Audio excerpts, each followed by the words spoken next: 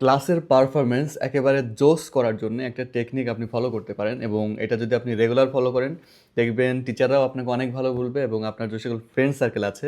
তারাও বলবে যে তুই তো অনেক ভালো পারিস, অথচ জাস্ট ছোট্ট একটি সিম্পল টেকনিক আপনি ফলো করবেন। সো এই টেকনিকটাকে একটু আপনাকে ক্লিয়ার করি।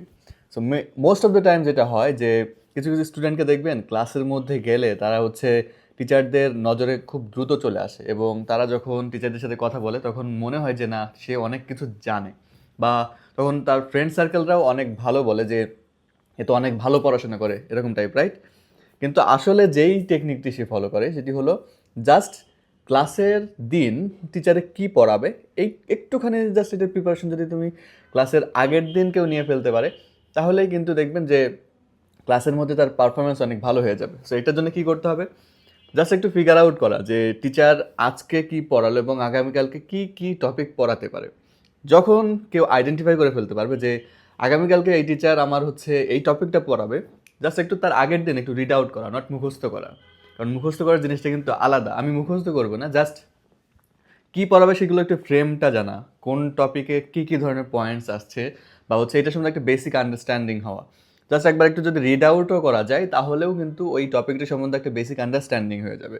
এরপরে যখনই আমি ক্লাসের মধ্যে যাব, টিচার যখন ওই টপিকটা নিয়ে পড়াবে তখন দেখবেন যে ওই টপিকের যে সকল পয়েন্টসগুলো আছে সেগুলোর মধ্যে আপনি লিঙ্ক করতে পারছেন। আর লিঙ্ক করতে পারলে কিন্তু এটার বেসিক আন্ডারস্ট্যান্ডিংও হয়ে যাবে এবং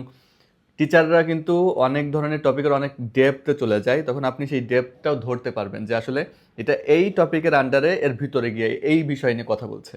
সো এই জিনিসটা আপনি যখন আন্ডারস্ট্যান্ডিংটা আপনার ভালোভাবে হয়ে যাবে আপনি কিন্তু টিচারের সাথে রেসপন্স করতে পারবেন এবং টিচারকে কিন্তু কোয়েশ্চেনও করতে পারবেন এবং কোয়েশ্চেনগুলোও তখন আপনার টপিকের সাথে রিলেভেন্ট হবে এবং টিচারও বুঝতে পারবে না টিচার স্টুডেন্টটা অনেক ভালো এবং সে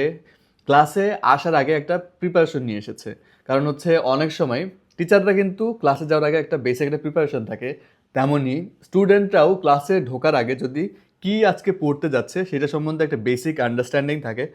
তার সেও কিন্তু অনেক ভালোভাবে টপিকগুলো আইডেন্টিফাই করতে পারবে এবং বুঝতে পারবে এবং এটার ফলে কিন্তু আপনি